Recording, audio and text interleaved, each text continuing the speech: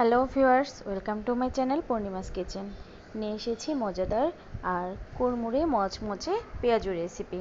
তো রেসিপিটি দেখার জন্য আমার সাথে ধৈর্য সহকারে থাকুন।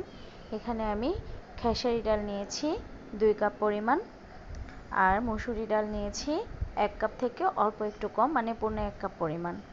আপনারা চাইলে 1 কাপ পরিমাণ মসুরি ডাল অথবা 2টা ডাল এক সমান করেও নিতে পারেন। আমি এখানে খেসারি ডালের পরিমাণটা 2 কাপ নিয়েছি আর মসুরি ডাল নিয়েছি 1 কাপ পরিমাণ।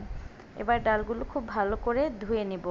প্রথমবার পানি দেওয়ার পর দেখুন প্রচণ্ড ময়লা পানি বের হচ্ছে, আর 2 থেকে 4 বার আমি ধুয়ে নেওয়ার পর দেখুন কি সুন্দর পরিষ্কার পানি, একদম ঝকঝকে ডালগুলো দেখা যাচ্ছে। এভাবে পরিষ্কার করে ধুয়ে পানি দিয়ে ভিজিয়ে রাখতে হবে 15 থেকে 20 মিনিটের মতো। এর বেশি ভেজানোর দরকার নেই। তারপর একটা ছাঁকনিতে এভাবে ঝরা দিতে হবে। এবার আমি ব্লেন্ড করে নিয়েছি। এভাবে আধা বাটার মতো করে নিতে হবে, যাতে করে একদম পুরোপুরি মিহি না হয়ে যায়। আপনারা অবশ্যই দেখে বুঝতে পারছেন আমি কীরকম করে 2 থেকে 3 বার অল্প অল্প করে একটু ব্লেন্ডারের সুইচে চাপ দিয়ে দিয়ে 1 সেকেন্ড করে চাপ দিয়ে দিয়ে এভাবে উল্টে পাল্টে একটা চামচ দিয়ে নেড়ে তারপর ব্লেন্ড করে নিয়েছি। এবার সংরক্ষণ পদ্ধতি দেখাবো কিভাবে এই পেঁয়াজগুলো 1 মাস সংরক্ষণ করে আপনারা পুরো রোজার মাস কাটিয়ে দিতে পারবেন। তো সংরক্ষণ পদ্ধতি হিসেবে প্রথম সংরক্ষণ পদ্ধতি হচ্ছে এভাবে ডাল বাটাগুলোকে একটা এয়ারটাইট বক্সে করে রেখে দিতে হবে ডিপ ফ্রিজে। আর পেঁয়াজু ভাজার 2 থেকে 3 ঘন্টা আগে বের করে একটু নরমাল করে নিলেই ডাল বাটাগুলো আগের মতো নরম হয়ে যাবে।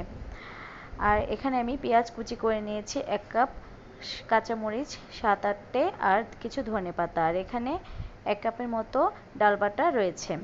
এবার দিয়ে দিচ্ছি লবণ হাফ টেবিল চামচ, রসুন বাটা আদা বাটা দিয়ে দিব হাফ টেবিল চামচ করে, হলুদ দিয়ে দিচ্ছি হাফ টেবিল চামচ।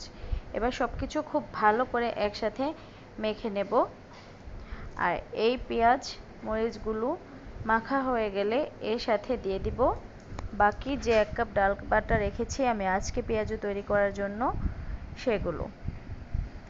তো ডাল বাটাগুলো খুব ভালো করে মেখে, এখান থেকে কিন্তু সবগুলো পেঁয়াজু আমি আজকে তৈরি করব না, কিছু পেঁয়াজু আমি পেঁয়াজু শেপ দিয়ে একটা প্লেটের মধ্যে ছড়িয়ে ডিপ ফ্রিজে রেখে শক্ত করে তারপর সেগুলো কোনো এয়ারটাইট বক্স অথবা জিপলক ব্যাগে ভরে রেখে দিতে হবে। পরবর্তীতে যে কোনো সময় সেগুলোকে বের করে 2 থেকে 2.5 মিনিটের মতো ভেজে নিলেই তৈরি হয়ে যাবে পেঁয়াজু। এটা হচ্ছে দ্বিতীয় সংরক্ষণ পদ্ধতি। এভাবে পেঁয়াজু শেপে দিতে হবে, একটু চ্যাপ্টা করে দিতে হবে যাতে করে পেঁয়াজুগুলো ভাজার পর ভেতরে কাঁচা না থাকে। একটু দূরে দূরে রাখতে হবে যাতে করে প্লেটে একটার গায়ে আরেকটা লেগে না যায়, যাতে বরফ হয়ে যাওয়ার পরও এগুলো খুব সহজেই একটা চামচ অথবা ছুরির সাহায্যে একটু চাপ দিয়ে তুলে ফেলা যায়। তো এগুলো আমি ডিপ ফ্রিজে রেখে আসবো 2 ঘন্টার জন্য। 2 ঘন্টা পরবর্তীতে আমি এগুলো ভেজে দেখাবো।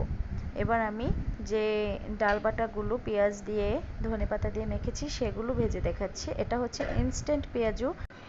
এই পেঁয়াজুগুলো আমি পুরোপুরি ভাজবো না, 2 থেকে 2.5 মিনিটের মতো ভেজে তারপর একটা বক্সে ভরে রেখে দেব, যাতে করে এটা পরবর্তীতে আর 2 মিনিট ভেজে নিলেই পেঁয়াজু তৈরি হয়ে যায়। এটা হচ্ছে বলতে পারেন পেঁয়াজু সংরক্ষণের তৃতীয় পদ্ধতি।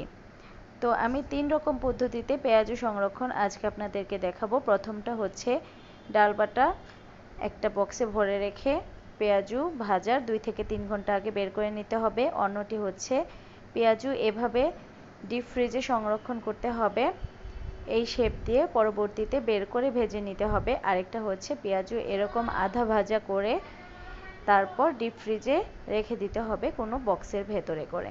দেখুন পেঁয়াজগুলো কিন্তু আমি সম্পূর্ণভাবে ভেজে নিইনি, মাত্র 2 থেকে 2.5 মিনিট ভেজে নিয়েছি। দেখেই বোঝা যাচ্ছে পেঁয়াজগুলোর ভেতরে কিন্তু এখনও কাঁচা আছে। তো এখন আমি এটা একটা এয়ারটাইট বক্সে ভরে রেখে দেব ডিপ ফ্রিজে। চাইলে আপনারা একদিনের জন্য নর্মাল ফ্রিজেও রাখতে পারেন, তবে ডিপ ফ্রিজে রাখলেই জিনিসটা ভালো থাকবে। আমি এখানে 4-5টায় ভেজে দেখিয়েছি, আপনারা আরও বেশি পরিমাণে এভাবে হালকা ভাজা করে রেখে দিতে পারেন। তো 2 ঘন্টা পর আমি ডিপ ফ্রিজ থেকে সেই শেপ দেওয়া পেঁয়াজগুলো বের করে নিলাম, দেখতে পাচ্ছেন যেটা সংরক্ষণের দ্বিতীয় পদ্ধতি দেখিয়েছিলাম। তো এভাবে আমি এখান থেকে 4-5টি পেঁয়াজু ভেজে আপনাদেরকে দেখাবো। আর হচ্ছে বাকিগুলো এভাবে একটা জিপলক ব্যাগের ভেতরে ভরে আবার ডিপ ফ্রিজে খুব তাড়াতাড়ি সংরক্ষণ করে দিতে হবে, না হলে এগুলো খুব তাড়াতাড়ি গলে যাবে। আর ফ্রোজেন করা পেঁয়াজুর থেকে আমি 4টা পেঁয়াজু ভেজে দেখাচ্ছি, যে ফ্রোজেন করা পেঁয়াজু আর ইনস্ট্যান্ট তৈরি করা পেঁয়াজু আর যেগুলো অর্ধেক ভাজা আছে সেগুলো পেঁয়াজুর মধ্যে ভাজার কোনো তফাৎ আছে কিনা সেটা আপনাদেরকে বোঝানোর জন্য। তো প্রথমে আমি এই ফ্রোজেন করা পেঁয়াজুগুলো 3-4 মিনিট ভেজে নেব। আর এদিকে যে জিপলক ব্যাগের মধ্যে যে পেঁয়াজুগুলো ভরে রেখেছি সেগুলো ডিপ ফ্রিজে রেখে আসব। আর যেগুলো আমি ডিপ ফ্রিজে রেখে দিয়েছিলাম অর্ধেক ভাজা অবস্থায়, মানে 2 মিনিট ভাজা, সেগুলো আর বাকি 2 মিনিট ভেজে তারপর নামিয়ে ফেলবো। সবগুলো আমি একসাথেই ভেজে নিচ্ছি যাতে করে আপনারা পার্থক্যটা বুঝতে পারেন যে কোনো পার্থক্য আছে কিনা যে দুইটা পেঁয়াজুর মধ্যে। এবার আমি এগুলোকে মোটামুটি হালকা ডুবো তেলে ভেজে নিচ্ছি। চুলার আঁচটা লো থেকে মিডিয়ামের মধ্যে রাখতে হবে আর খুব সুন্দর করে 2 পাশটা নেড়েচেড়ে ভেজে নিতে হবে। এভাবে কিন্তু আমরা 3টা পদ্ধতি ফলো করে পুরো রমজান মাসের পেঁয়াজু একদিনেই তৈরি করে রেখে দিতে পারি, তাহলে আমাদের কাজগুলো খুবই হালকা হয়ে যায়। তো আমি ভেজে নামিয়ে ফেললাম। আপনারা দেখুন তো কোনো পার্থক্য পাচ্ছেন কিনা। এখানে কিন্তু ফ্রোজেন করা পেঁয়াজু আছে আর যেগুলো অর্ধেক ভাজা করা সেগুলো আছে এবং ইনস্ট্যান্ট পেঁয়াজু আছে। তো সবগুলো পেঁয়াজু আমি একসাথে ভেজে নিয়েছি। একদম পারফেক্ট ভাজা পেঁয়াজুর কালারগুলো দেখুন, আর দেখুন কোনো তফাৎ আছে কিনা 3 ভাবে সংরক্ষণ করার পর।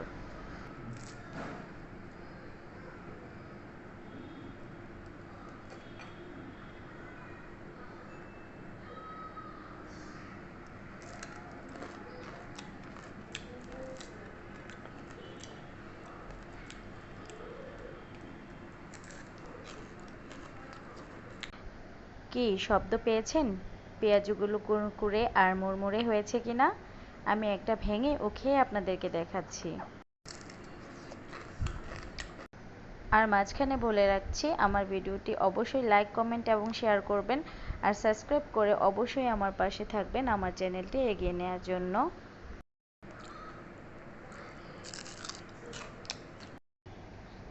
এইভাবে বাসায় অবশ্যই ট্রাই করবেন, তাতে করে আপনাদের কাজের ঝামেলাও কমে আসবে আর পেঁয়াজগুলো কিন্তু খুব মচমচে হবে, সংরক্ষণও করতে পারবেন অনেক দিন।